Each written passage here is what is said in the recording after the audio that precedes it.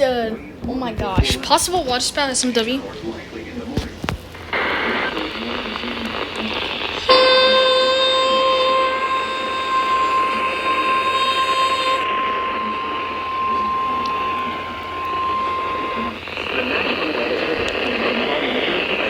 Special marine warning for Delaware Bay until 7:45 Delaware Bay.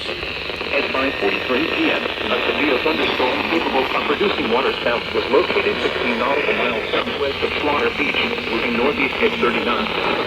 Hazard: water spout, wind currents 40 knots, and small hail. Source: radar. Impact: water spouts can easily overturn boats and create locally hazardous seas. Small craft could be damaged and briefly higher winds and gusty locations in 1062. Water Beach, Cape Lopez, East Point, by all lights, and only one